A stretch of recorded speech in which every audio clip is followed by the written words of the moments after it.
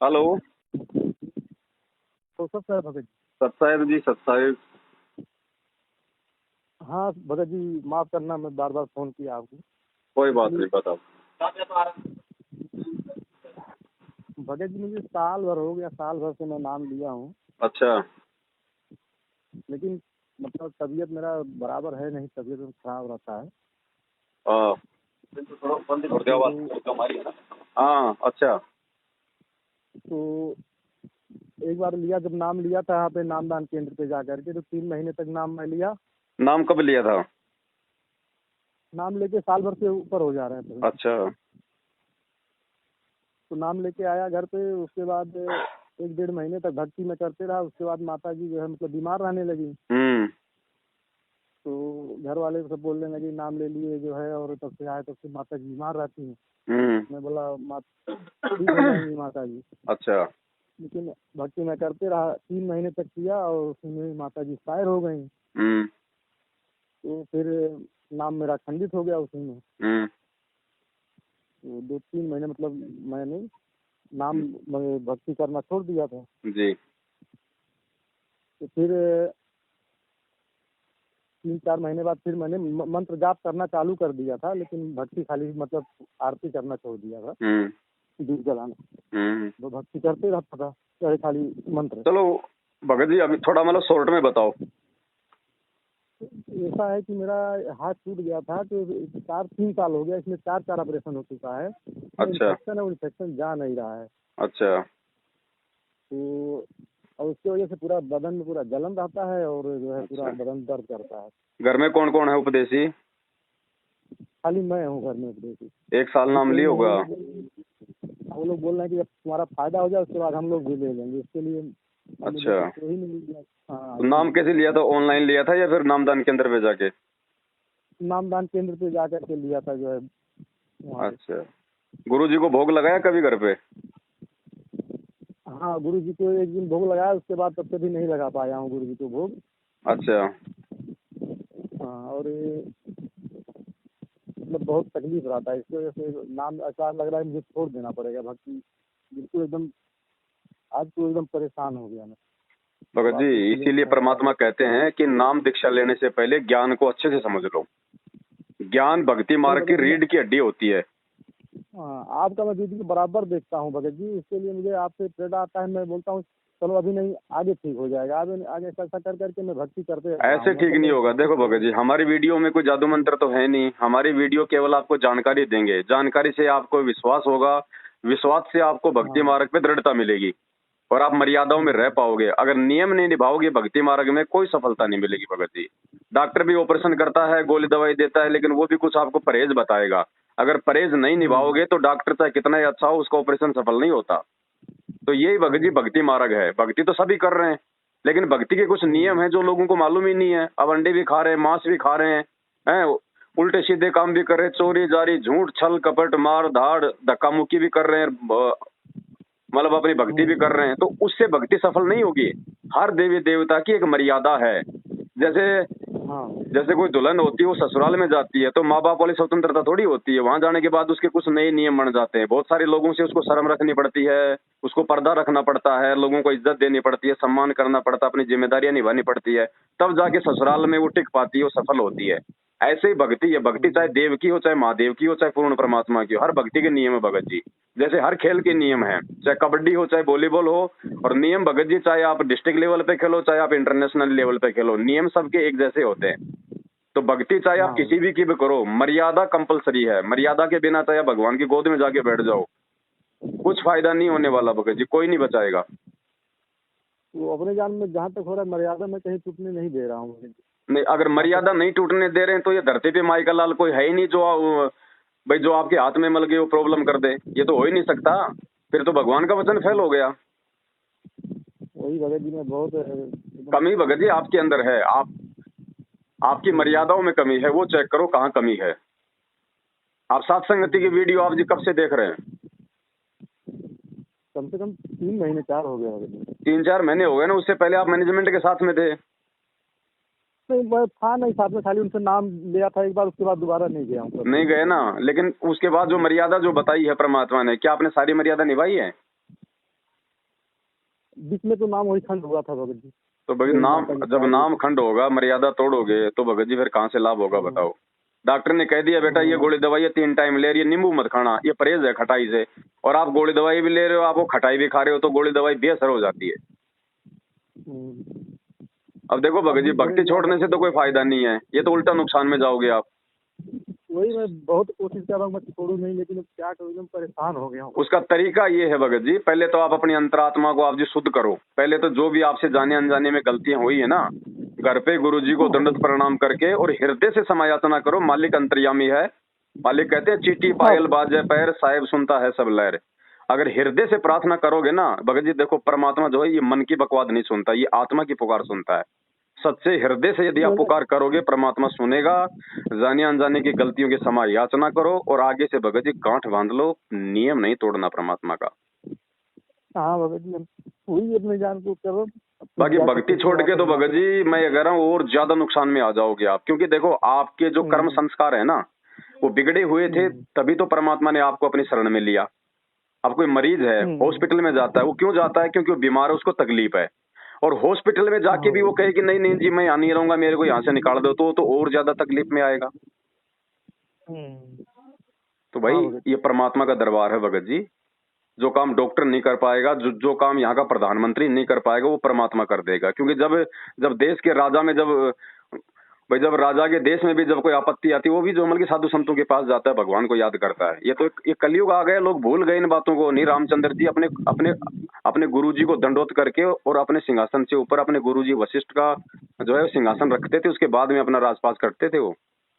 अब ये कलयुग आ गया, लोग भूल गए इन चीजों को। ज्ञान देने वाला कोई संत है नहीं यहाँ पे, सब ने अपना धंधा बना लिया। गीता जी को टीवी चैनल पे लेके बैठ जाएंगे, 10 लाख उसको देंगे, 50 लाख भक्तों से लेंगे, ये धंधा बन गया। अब बताओ, जब जब कोई धर्मगुरु ही नहीं है शास्त्रों में से सही ज्ञान देने वाला, तो बेचारी जनता कहाँ से समझेगी? जनता ने तो बेचारी वो कभी गीता जी का ऊपर का पेज भी नहीं देखती। वो तो सोचते हैं जो महाराज जी ने बता दिया वही ठीक है। अच्छा भगत जी, मैंने आपका वीडियो देखा था, वो जो है गुरु जी का खाली फोटो चाहिए, उनका नहीं चाहिए, तो मैंने जो उनका फोटो था साइड साइड में जो कबीर का और उनका, तो वो निकाल दिया था साइड साइड से काट करके, खाली गुरु जी का रखा हो, जिससे उससे कोई दिक्कत नहीं है ना? गुरु जी का ही फोटो रखना पड़ेगा, और कोई परमात्मा है ही नहीं कोई धरती पे, कोई सृष्टि में नहीं है कोई। दाढ़ी मूंछ वाली जो फोटो है ना जो कबीर जी की, भाई वो रूप परमात्मा का 650 साल पुराना है। वो 650 साल पहले आए थे। अब उस समय यदि हम उनको पूजते मानते, उनको भगवान मानते, तो हम पार होते। अब उस समय तो हमने उनको चैन से नहीं जीने दिया। आज भगवान जिस रूप में आया है, उस रूप की आपको पूजा करनी पड़ेगी भगत जी। अब डॉक्टर मर गया, मरने के बाद उसकी कोई मूर्ति बना दे हॉस्पिटल में बहुत अच्छी, और आपके पेट में दर्द हो गया, तो मूर्ति के आगे रोने से आपका दर्द ठीक कर देगा क्या वो? तो ये रामकृष्ण देवताओं की स्थिति तो वो है भगत जी। जिस समय थे उस समय तो उनको जीने नहीं दिया। माता जी को उनको मतलब बनवास करवा दिया। रावण अगर उनको भगवान मानता तो सीता जी को उठा के ले जाता क्या? अगर वो कई रामचंद्र की सगी अगर काकी अगर उनको राम मानती, भगवान मानती, विष्णु का अवतार मानती, तो अपने बेटे के लिए राज और उनके लिए बनवास मांगती क्या? राजा दशरथ अगर उनको राम मानता तो बेटे के वियोग में अपने प्राण त्यागता क्या? अयोध्या वाले अगर उनको राम मांगते तो ऐसे ताने मारते क्या जो सीता को बाहर निकालना पड़ता? और खुद भगत जी रामचंद्र जी यदि सीता जी को लक्ष्मी का अवतार मानते तो क्या उसकी अग्नि परीक्षा लेते क्या भगत जी? क्या राम को इतना भी नहीं पता है कि रावण के संपर्क में आई कि नहीं आई है? भगत जी सारा यहाँ पे लफड़ा ही लफड़ा है। बड़ी मुश्किल से दाव लगा है, भगवान आया हुआ है, ये थोड़ा सा समय होता है। अब भगवान आएगा तो कोई सींग लगा के नहीं आता, उसके ज्ञान से पहचान होती है। रामचंद्र जी आए, श्री कृष्ण जी आए, वो कोई सींग लगा के थोड़ी आए थे। उनकी पहचान भी तो आज हम उनकी लीलाओं से कर रहे हैं ना। अब उस समय किसने भगवान माना?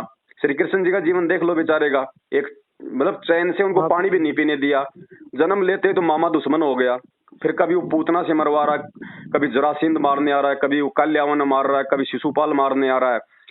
अंत में ये दुर्दशा कर दी हम लोगों ने उस भगवान की। उसको मथुरा छोड़ के शांति से जीवन जीने के लिए उसको गुजरात जाना पड़ा, द्वारिका में।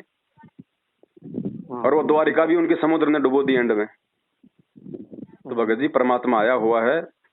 और ये तो बुराइयां हैं जो गुरुजी जो छुड़वाते हैं भगत जी, कि बीड़ी, शराब, मांस, तंबाकू, गुटखा, चोरी, जारी, ये तो एक सभ्य इंसान को वैसे नहीं करनी चाहिए, वैसे नहीं करनी। और बताओ अब ये त्योहार हैं, होली, दीपावली, रक्षाबंधन, ये क्या है भगत जी? ये सतयुग में कौन मनाता था भगत जी ये दीपावली? भाई सतयुग में भी तो इंसान थे, सतयुग में कौन दिवाली मनाता था बताओ? हाँ सतयुग में कौन मनाता था दिवाली? दिवाली तो रामचंद्र जी के बाद मनने लगी है ना, लंका से आने के बाद में। और दिवाली भगत जी उन्होंने क्यों मनाई? अब भगत जी ये परंपराएं चल गई, अब ये फालतू के, लोगों को इतिहास का है नहीं मालूम, अपना समय और अपना पैसा दुनिया बर्बाद कर रही है। जब रामचंद्र जी माता सीता को रावण से युद्ध करके वापस ला रहे थे तो उस समय भगत जी अमावस्या थी, काली रात थी। तो लोगों ने सोचा कि भाई भाई भाई 14 साल के बाद में माता सीता और मतलब रामचंद्र जी आ रहे हैं तो उनका भव्य जो मतलब स्वागत उनका किया जाए। तो पूरी जो अयोध्या को घी के और तेल के दीपक से सजाया गया था ताकि उनको ये ना लगे इस काली रात को हम लोग उजाले में तब्दील कर दें। अब आगे चल के परंपरा बन गई। अब ना तो आज राम रहा धरती पे, ना वो सीता रही, ना वो रावण रहा। ये परंपरा हमारे सिर पे डाल गए, 1000-2000 का खर्चा करवा देते। और आजकल है क्या भगत जी, होली दिवाली भी आजकल केवल भगत जी शराब की रह गई। ढक्कन खुलते हैं, आपस में लड़ाई झगड़े होते हैं, कितना पोल्यूशन फैलता है, कितने लोगों के हाथ जल जाते हैं, कितने लोगों के मकान जल जाते हैं, वायुमंडल में भगत जी जो है कितना पोल्यूशन हो जाता है। तो भगत जी हमें ज्ञान है इन चीजों का, गुरुजी ने हमें ज्ञान दिया ना, तो हमने इन चीजों को भगत जी अभी त्यागना पड़ेगा, तभी हम भगत बनेंगे। बकवादों में भगत जी भक्ति नहीं होगी। तो ऐसे भगत जी कुछ नियम है परमात्मा के, जो ये मैनेजमेंट जो है भक्तों को नियमों में नहीं रहने देता, क्योंकि खुद ही नियमों में नहीं है, ये खुद ही गुरुजी को भगवान नहीं मानते। और जब तक आप गुरुजी को भगवान नहीं मानोगे तब तक भगत जी कोई भी आपका जो कष्ट है वो ठीक नहीं होगा। गुरुजी क्या कहते हैं, जिन भक्तों का ये भोग लग जावे उनके तीनों ताप नसावे। जिस घर में सतगुरु रामपाल जी भगवान को भोग लगना शुरू हो जाएगा भगत जी, उस भगत के सारे संकट कटने शुरू हो जाएंगे। अब आज से पहले तो हमें ये नहीं पता था कि भाई कौन है भगवान। 33 करोड़ देवी देवता है भगत जी। अब बताओ, अगर भगत जी अगर आत्मा एक है तो उसका पति भी एक ही होगा ना, परमात्मा भी एक ही होगा अगर आत्मा अगर एक है तो। और ये आत्मा अगर 33 करोड़ अगर ये कसम कर लेगी, अरे घर में भगत जी मान लीजिए भाई कोई बहू है और वो अगर अपने 2 यार बना ले तो क्या उसकी इज्जत रहेगी क्या उस घर में? क्या वो पति उसको प्यार देगा जब उसको मालूम पड़ जाएगा? तो आत्मा का भी एक ही पति है। अब इसने बिना ज्ञान के इसने 33 कसम कर लिए, सोमवार को शंकर पूज लिया, मंगलवार को हनुमान पूज लिया, बुधवार को इसने गणेश पूज लिया। ये पतिव्रता आत्मा कहाँ रह गई? और ये हमारे धर्मगुरु नकली, जिनको 2 धेले का ज्ञान नहीं, हमारे को वो देवी देवता पूजवा दिए जिनको रावण ने जिनको अपनी जेल में डाल रखा था। तो भगत जी परमात्मा आया हुआ है बड़े भाई, थोड़ा विचार करो, समझो, ये मौका बार बार नहीं मिलेगा। एक बार समय हाथ से निकल गया ना, परमात्मा कहते हैं मानव जन्म दुर्लभ है, ये मिले ना बारंबार। जैसे पेड़ से पत्ता टूट गया वापस नहीं लगता डार। 84 लाख योनियां भोगने के बाद में ये मानव शरीर मिलता भगत जी। और इस मानव शरीर की महत्वता केवल परमात्मा की भक्ति करके यहाँ से पीछा छुड़वाना है। ये समाज, ये रिश्तेदार, ये भाई बंधु, ये बेटा बेटी, ये 4 दिन के हैं, कल को मर जाओगे। भक्ति नहीं की 84 लाख योनियों में जाओगे, फिर वो समाज कोई काम नहीं आएगा, कोई काम नहीं आएगा। वो समाज फूक फाक के 10-12 दिन रो पीट के, लुगाई तो अपना दूसरा कसम कर लेगी, बेटा बेटी अपने काम धंधे में लग जाएंगे, 2 महीने बाद में त्योहार आया फिर अपने पटाखे फोड़ने लग जाएंगे। बस इतना ही प्यार है क्या? तो काहे का दुनिया ये, काहे का झंझट है ये? भक्ति करके जीवन सफल बनाओ ना, सदा सदा के लिए जन्म मृत्यु का झंझट ही समाप्त हो जाए, उस भगवान के लोक में चले जहाँ ना कोई काम धाम, ना कोई मरना, ना कोई रोग, ना कोई शोक, सारे सुख। अब एक गरीब के लड़के को तो कितनी मेहनत करनी पड़ती है, और एक मंत्री का बेटा मतलब पैदा होते मतलब बैठा बैठा खाता है। तो ऐसा है भगत जी ये लोग और वो उस परमात्मा का लोग। तो भगत जी भक्ति मत छोड़ो, भक्ति छोड़ोगे सिवाय बर्बादी के दुनिया में कुछ नहीं मिलेगा, क्योंकि ये कलयुग है। और इस कलयुग में भगत जी आत्मा के ऊपर केवल उसके पाप कर्म शेष हैं, क्योंकि जो पुण्य कर्म थे वो तो हमने खा लिया आज से पहले, अब बच गए हमारे ये पाप कर्म। अब इस कलयुग में ये पाप कर्म हमारे को दुखी करेंगे, चाहे वो बीमारी के रूप में आओ, चाहे वो किसी एक्सीडेंट के रूप में आओ, चाहे किसी और चीज के रूप में आओ। और भगत जी अब ये शरीर के रोग नहीं है, अगर शरीर का रोग हो तो डॉक्टर काट देगा, लेकिन आत्मा का रोग, ये कर्मों के रोग, ये केवल भगवान काट सकता है, इस धरती पे कोई इंसान नहीं काट सकता। और थोड़ा सा जीवन बच रहा भगत जी, थोड़ा सा जीवन है, बाद में क्या कर लोगे? जब यहाँ से जब शरीर छूट जाएगा फिर क्या होगा भाई? फिर कहाँ जाओगे? कोई ठिकाना है? हम किसी शहर में जाते हैं, हम लोग 4 दिन पहले अपनी तैयारी कर लेते हैं, कहाँ रहूंगा मैं, कहाँ पे खाऊंगा। और ये शरीर छूटने को जा रहा है, हमारे को टेंशन ही नहीं है कि बाद में कहाँ जाऊंगा, कौन सी योनि में जाऊंगा, कहाँ पे मैं भटकूंगा। तो जो महापुरुष होते हैं, जो संत होते हैं, वो भगत जी यही जानकारी देने के लिए आते हैं। और ये जानकारी केवल मानव शरीर में ही हम लोग जान सकते हैं। नहीं, कुत्ते को क्या पता राम क्या, श्री कृष्ण क्या, भक्ति क्या? भगत जी बताओ, इंसान को क्यों पता है?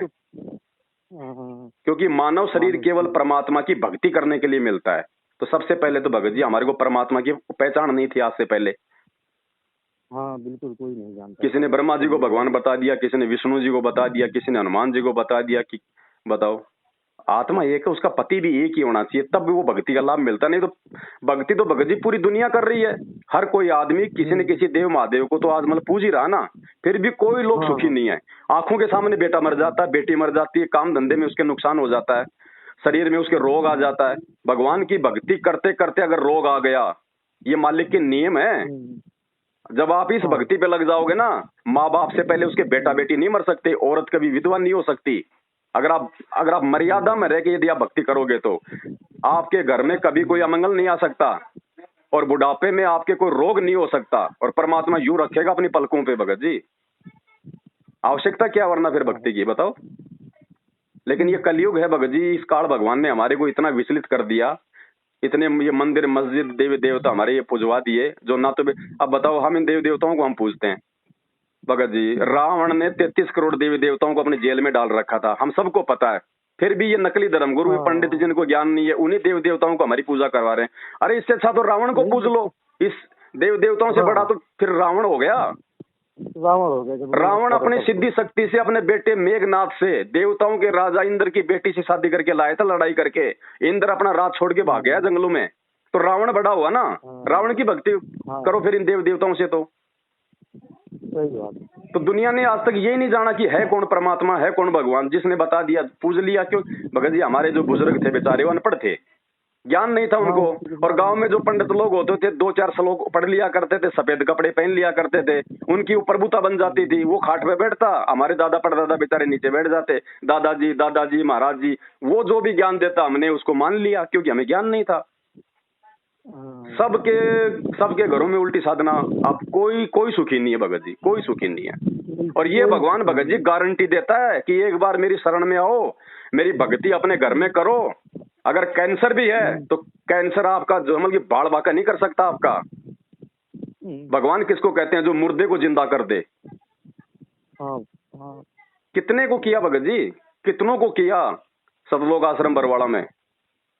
और देखो भगवान की पहचान ऐसे नहीं कि भी जेल में है। ये जेल किस लिए बनी है? आज 95% बेगुनाह लोग हैं आज जेलों में। और अगर जेल जाने से ये है कि भैया भगवान नहीं है, ये मतलब संत नहीं है, तो श्री कृष्ण जी का तो जन्म ही जेल में हुआ था। रामचंद्र जी ने 14 साल की जेल काटी थी, वनवास। आज की तो जेल से बेकार। आज कम से कम जेल में टाइम पे नहाना, खाना, धोना, मेडिकल सुविधा तो मिलती है। रामचंद्र जी को 14 साल में क्या मिला? क्या मिला उसमें? वो आज की जेल से भी ज्यादा खतरनाक थी। लेकिन उस समय उनको ना किसी ने भगवान माना, ना किसी ने राम माना। आज उनकी मूर्ति बना के पूज रहे। मूर्ति लाभ देगी क्या भगत जी? वो पत्थर ना वो सुन सकता, ना वो खा सकता, ना वो देख सकता, ना हमें आशीर्वाद दे सकता। अरे कोई जीवित आदमी है, हमारे पेट में दर्द है, डॉक्टर के पास गए, वो हमारे को हम बताएंगे, वो हमारी बात सुनेगा और वो हमारे को मेडिकल दे देगा, हमारे को लाभ मिल गया है। अब डॉक्टर मर गया, उसकी मूर्ति बना दी, बताओ वो आपकी बात सुनेगा? वो आपका ट्रीटमेंट करेगा? तो देव देवताओं की स्थिति तो ये हो गई भगत जी। जिस समय वो थे इस धरती पे, उस समय यदि हम उनकी भक्ति करते, उनकी बात मानते तो फायदा होता। आज भगत जी वो पत्थर की मूर्तियां बन के रह गई। आज तो वो चाहिए जो जीवित है। अभी शास्त्रों को पढ़ोगे तब मालूम पड़ेगा कि संत क्या होता है। हमने पूज लिए छोटे मोटे बाबा, जैसे देखा देखी में तूने नाम ले लिया, चल मैं भी ले लेता हूँ। ट्रैक्टर की ट्रॉली के लूम के चले गए, नाम लिया, वापस आके बीड़ी पी रहा है, शाम को आके मतलब दारू पी रहा है। भक्ति है ड्रामेबाजी। नियम के बिना भक्ति नहीं निभेगी। और एक बार परमात्मा के नियम पे टिक के देखो, फिर देखो भगवान वो काम करेगा जो काम भगवान ने सतयुग में किया, त्रेता में किया, द्वापर में किया। तो भक्ति मत छोड़ो भगत जी। काल यही चाहता है कि जीव यहाँ से भक्ति करके मेरे जाल से बाहर ना निकल जाए। अरे सब देव देवताओं की भक्ति कर रहे हैं, ब्रह्मा विष्णु महेश पूज रहे हैं, स्वामणी कर रहे हैं, जागरण कर रहे हैं, फिर भी सबके घरों में संकट है, सबके घरों में कैर टूट रहे हैं। ना जाने कब बेटा मर जाए, कोई भरोसा नहीं, ना जाने कब क्या हो जाए इस घर में। फिर क्या फायदा ऐसी भक्ति का? और भगवान गारंटी दे रहा ठोक के आके कि ये मेरी भक्ति, ये मेरे मंत्र। और ये ऐसे नहीं दे रहा मैं, ये प्रमाणित है। अपने शास्त्रों में देख लो, गीता जी चारों वेदों का सार है। गीता जी के अलावा हाँ। पूरे विश्व में कोई धर्म ग्रंथ नहीं है जो भक्ति की जानकारी देगा, क्योंकि भगत जी गीता जी का ज्ञान बोला गया महाभारत के समय, 5,500 साल पहले महाभारत के समय गीता जी का ज्ञान दिया भगवान ने। उस समय ना तो कोई मुसलमान था, ना कोई हिंदू धर्म था, ना कोई जैन धर्म था, ना कोई बौद्ध धर्म था, ना कोई सिख धर्म था, कोई धर्म नहीं था। उसके बाद ये सारे धर्म बने। तो गीता जी तो सर्व मानव के लिए भगत जी। तो गीता जी में बताओ कहीं लिखा हुआ क्या राम राम श्याम श्याम हरे कृष्ण हरे राम राधे राधे श्याम मिला दे ओम नमो जय जगदीश हरे, कोई नाम है कि कोई नाम दिया कोई गीता जी में? 8वें अध्याय के 13वें श्लोक में कहा है भगवान ने, ओम इति एक अक्षरम ब्रह्म व्यवहारण माम अनुस्मरणम ये प्रयाति तजम देहम सयाति प्रमाम गतम, कि मेरा तो अर्जुन एक ओम नाम है, और इस ओम नाम को जो सच्चे सतगुरु से लेके जाप करेगा उसका जन्म मरण समाप्त हो सकता है। उसको आजीवन यहाँ पे परमात्मा सहारा देगा, वो बीमारियों से दूर रहेगा, वो रोगों से दूर रहेगा, संकटों से दूर रहेगा। अब बताओ, अरे वेद, चारों वेद उस परमात्मा का ज्ञान देते हैं। उन चारों वेदों में कहीं भी मेरे को 33 करोड़ देवी देवताओं का नाम दिखा दो, चारों वेदों में कहीं भी मेरे को जो है गणेश जी का नाम दिखा दो, राम का नाम दिखा दो, श्री कृष्ण का नाम दिखा दो, ब्रह्मा विष्णु महेश का नाम दिखा दो, आप मेरे को दुर्गा का नाम दिखा दो। सही नहीं है। तो कौन है वो भगवान? रामचंद्र जी कौन से युग में आए थे? त्रेता युग में। अरे रामचंद्र से पहले तो सतयुग था, सतयुग में भी तो इंसान थे, वो कौन से राम की भक्ति करते थे? भगत जी असली राम कौन है? राम राम सब जगत बखान है, आदि राम कोई बिरला जाने। राम राम तो सब जानते हैं कि रामचंद्र का बेटा राम, वो दशरथ का बेटा राम। दशरथ से पहले कौन था? राम। अगर राम की भक्ति करने से अगर मोक्ष हो जाए तो फिर राम का दादा तो फिर तो नरक में गया, क्योंकि राम के दादा से पहले तो राम का जन्म हुआ ही नहीं था, तो वो तो जानता नहीं था राम कौन है। तो ये असली राम नहीं है, उसका तो खाली शरीर का नाम राम था। जैसे आजकल कोई भी बाप अपने बेटे का नाम रख देता है रामचंद्र, तो क्या वो राम हो गया? श्री कृष्ण जी तो द्वापर युग में आए भगत जी 5,500 साल पहले। इससे पहले तो लाखों साल का चारों युग बीत गए। उस समय तो कोई जानता ही नहीं था, त्रेता में तो कोई जानता ही नहीं था कि श्री कृष्ण कौन है, सतयुग में तो जानता नहीं था राम और कृष्ण कौन है। तो ये भगवान कहां से हो गए? भगत जी जानकारी तो नहीं दी गई ना समाज को। तो विचार करो भगत जी, विचार करो इन बातों पे। परमात्मा आया हुआ है थोड़े समय के लिए, मौका चूक जाओगे बाद में। अगला जन्म 84 लाख योनियों में है। ये क्यों बने देख लो, ये गधे कुत्ते क्यों फिर रहे हैं? क्या है ये? क्या क्या क्या क्या भगत जी, उन जानवरों को गर्मी के टाइम में गर्मी नहीं लगती, सर्दी के टाइम उनको सर्दी नहीं लगती? जब हम उनको मारते हैं तो क्या उनके खून नहीं आता, उनको दर्द नहीं होता? क्या उनके अंदर मोह ममता नहीं है? उनके अंदर सब कुछ है ना। फिर वो गर्मी में वो गर्मी सहन क्यों कर रहा? हम क्यों भगत जी एसी लगा के सो जाते हैं?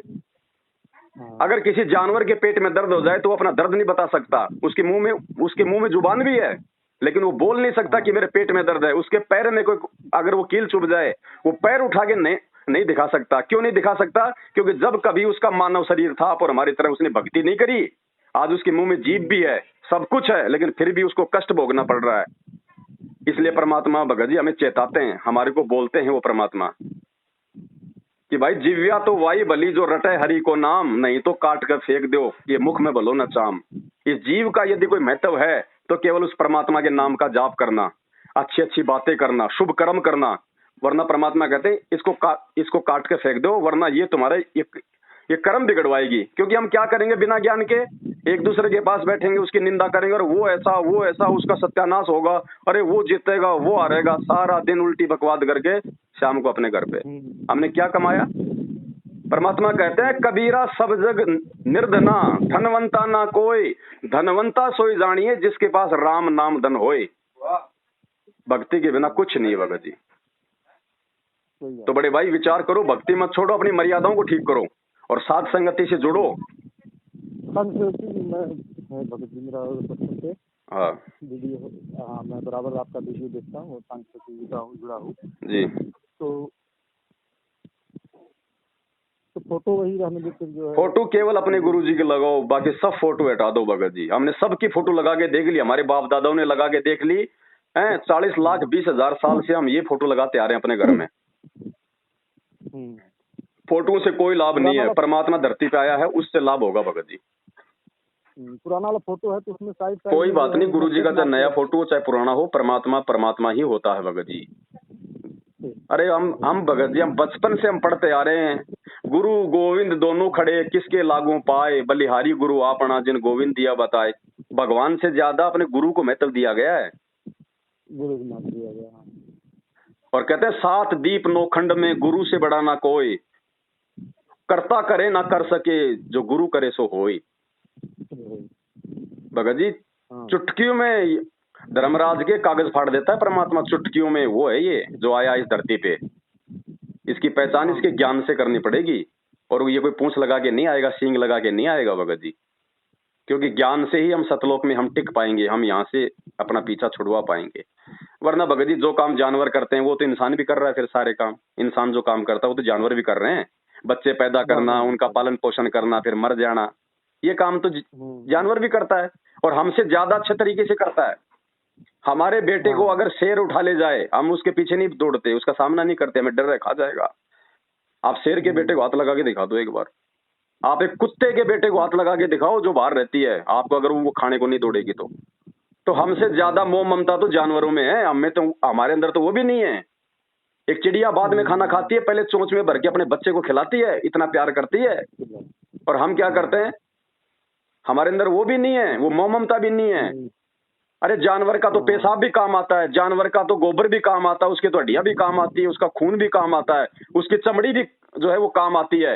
इंसान का ना तो नालायक का पेशाब काम आता, ना इसका लैट्रिन काम आता, ना इसका शरीर काम आता। भगत जी इसका अगर कुछ काम आ सकता है तो केवल ये भक्ति करके अपना आत्म कल्याण करवा सकता है, ये फायदा बस इंसान का। बड़े भाई कुछ नहीं है, वैसे तो जीवन का कोई भरोसा नहीं है, अगले पल का भी, ठीक है। और हम सोचें कि भाई ये वो क्या कहेंगे, रिश्तेदार क्या कहेंगे, भाई क्या कहेगा, मामा क्या कहेगा, बाप क्या कहेगा। अरे कल को बाप ही नहीं रहेगा फिर, और कल को तेरे को हो गया कैंसर, मान लीजिए भगत जी, हमने तो अपने बच्चों को नहला के धुला के उनका टिफिन तैयार करके स्कूल की बस में बैठा दिया कि जा बेटा स्कूल, और रास्ते में बस हो गई एक्सीडेंट, वहां पे आप अपने बच्चे को बचा सकते हो क्या? वहां पे वो बचाता जिसकी आप जी भक्ति करते। परमात्मा अपने बच्चे का हाथ खींच के बाहर निकाल लेगा, वहां पे चोट नहीं आने देगा, उसको कहते हैं परमात्मा। आज कोई आज कोई दुर्घटना हो जाती है, 100 लोग मर जाते हैं, 2 लोग बच गए, वो 2 क्यों बचे? भले वो आज भक्ति नहीं कर रहे, लेकिन उनके पिछले जन्म की भक्ति संग्रहित है, उस भक्ति की कमाई से उसकी रक्षा हुई है।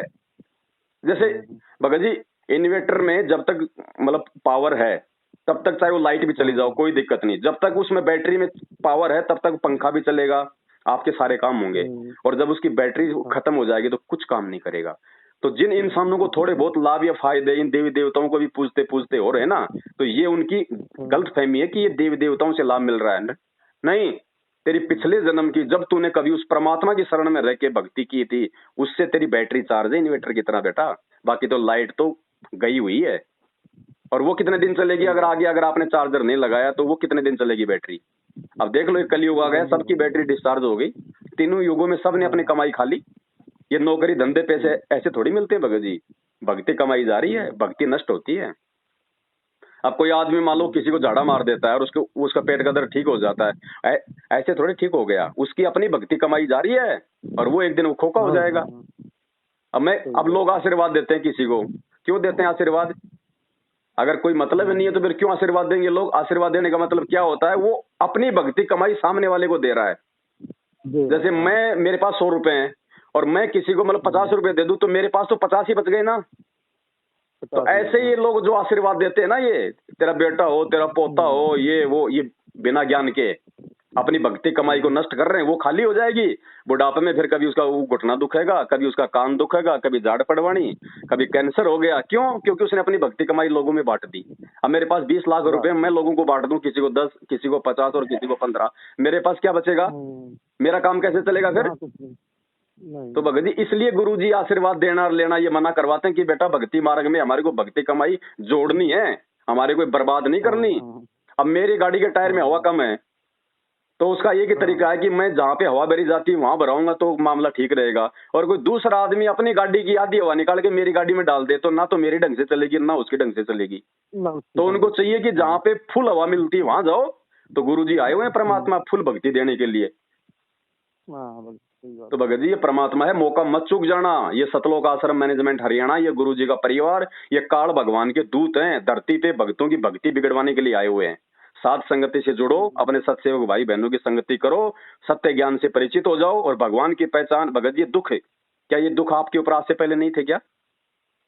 अब ये ना सोचो कि मेरे ऊपर ये मतलब ये दुख आ रहे हैं, ये दुख भी आपकी नासमझी से आ रहे हैं, आपकी अपनी गलती से आ रहे हैं। अरे भगत जी, अगर किसी की टांग कट जाए वो डॉक्टर के पास जाता है, वो क्यों जाता है डॉक्टर के पास में? कि मेरे टांग का दर्द ठीक हो जाए। अब डॉक्टर जाते क्या करेगा, उसको सुन का इंजेक्शन लगाएगा। अब इंजेक्शन लगाएगा फिर भी उसको दर्द होगा और वो कहेगी तू काहे का डॉक्टर, मेरे तो पहले से दर्द, तूने और दर्द कर दिया। अरे वो दर्द तेरे उस दर्द को ठीक करने के लिए दिया जा रहा है वो इंजेक्शन। तो थोड़ा सा हमने भी भगत जी सहनशीलता रखनी पड़ेगी। परमात्मा के शरण में आने के बाद यहाँ का जो भगवान है, शैतान, ये काल, ये नहीं चाहेगा कि ये आत्मा मेरे जाल से बाहर निकल जाए, इसलिए उस आत्मा को वो संकट देने शुरू कर देगा, थोड़े बहुत उसको तकलीफें देने शुरू कर देगा। लेकिन भगत को विश्वास होना चाहिए भगवान भी तेरे साथ उतनी ही तत्परता के साथ खड़ा है। जय तू चाल एक कदम मैं चालू कदम 60, जय तू हो जा काठ का मैं हो जाऊं लोहे की लाठ। भगवान पीठ पीछे खड़ा है भगत जी, और बिना विश्वास की भक्ति नहीं हो सकती। कहे कबीर सुनो भाई साधो, मैं तो हूं विश्वास में। विश्वास है तो ये मंत्र काम करेंगे। और लोगों के कहने से तुम्हारा गुरु जेल में बैठा है, ये है वो है, काहे की भक्ति है, तुम किसी का लेते भी नहीं, तुम किसी का देते भी नहीं। अरे लेन देन से तो ये गधे कुत्ते बन रहे हैं हम। मालिक कहते हैं एक लेवा एक देवा दूतम, कोई किसी का पिता न पुतम, ऋण संबंध जुड़े सब नाता, अंत समय सब 12 बाटा। अरे एक दूसरे के लेन देन से तो हम यहाँ पे फंसे पड़े हैं। आज कोई बहन बेटी घर पे आती है, भगत जी एक बात बताओ, बहन बेटी हमारे घर पे आ गई, हम क्या करेंगे उसको? एक तिल दे देंगे, 2 तिल दे देंगे, 2 ड्रेस दे देंगे। मुझे ये बताओ, अगर उसका पति नहीं कमाएगा, उसका पति कोई धंधा नहीं करेगा, वो बहन बेटी आपकी 2 तिल से अपना पूरा जीवन निकाल देगी क्या?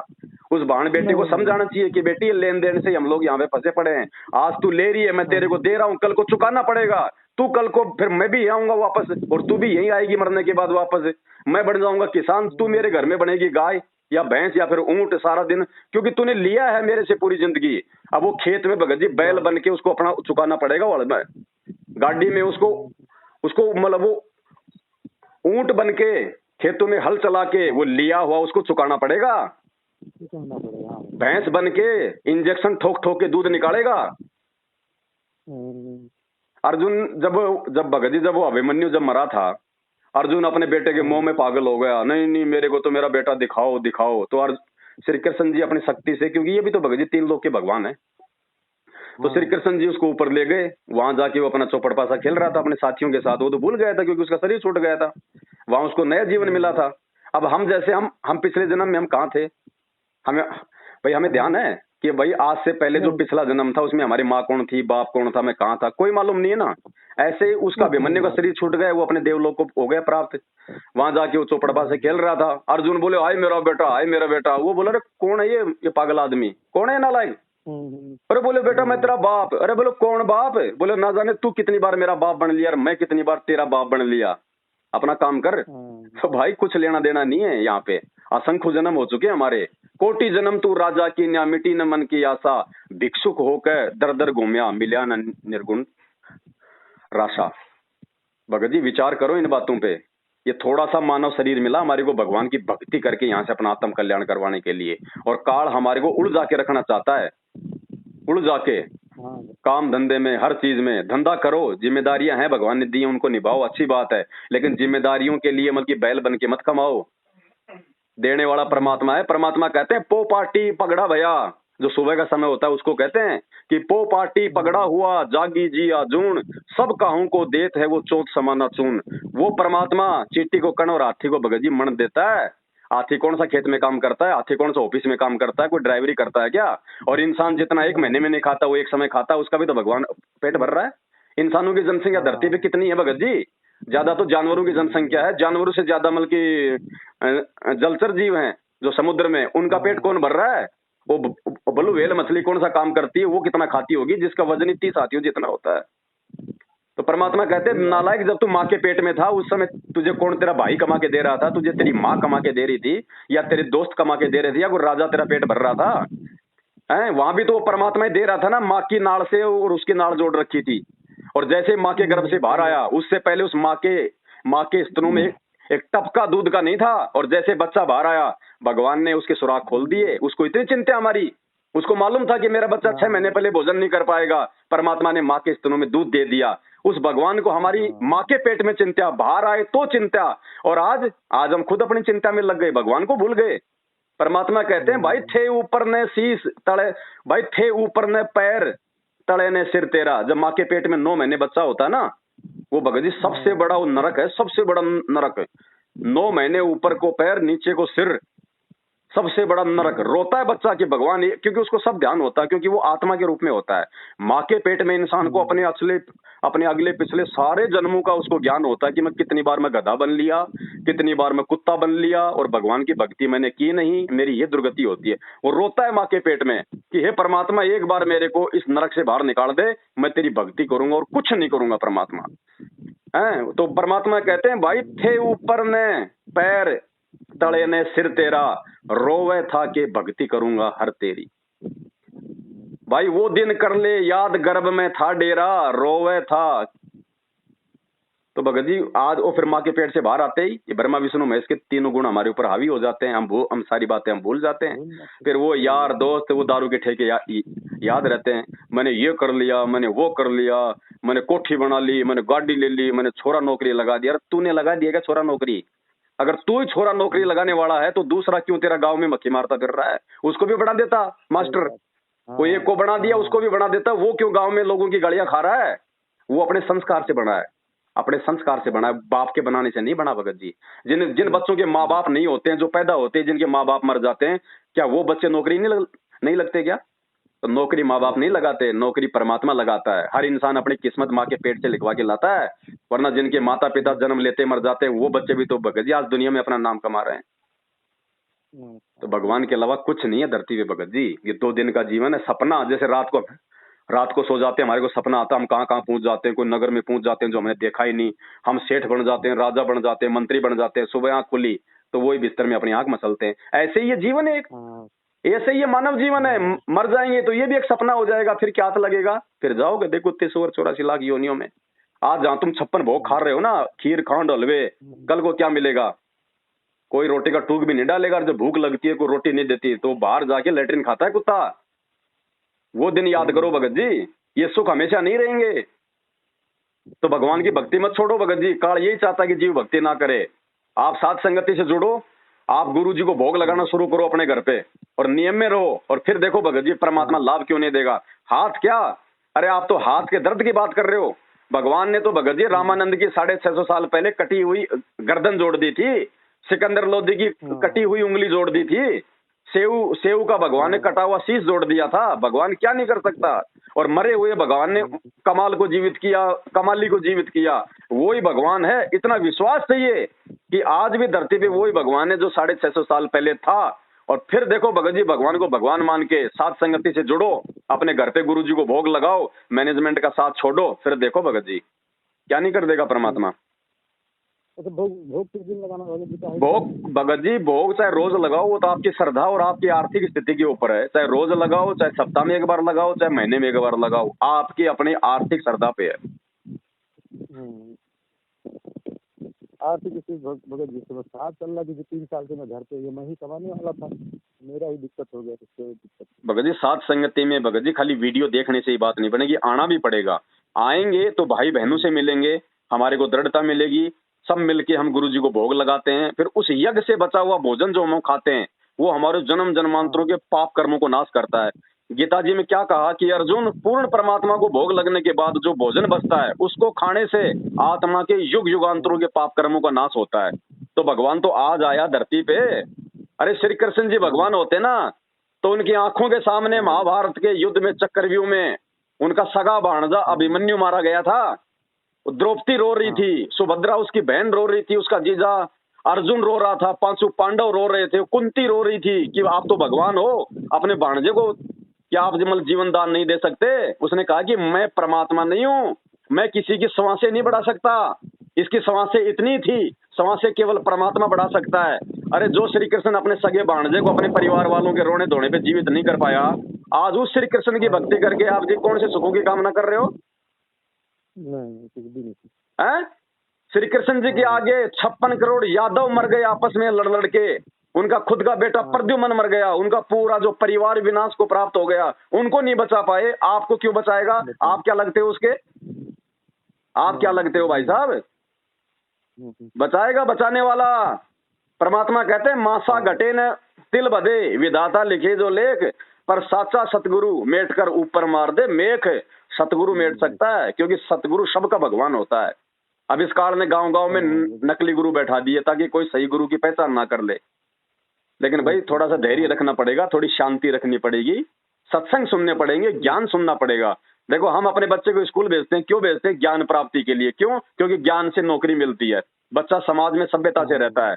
तो भगत जी साधु संतों की पहचान उनके ज्ञान से होती है, उनके आडंबर से नहीं होती कि ऊपर बांध लिया बालों का चोटा और लाल कपड़े पहन लिए, 20 रुद्राक्ष की माला पहन ली।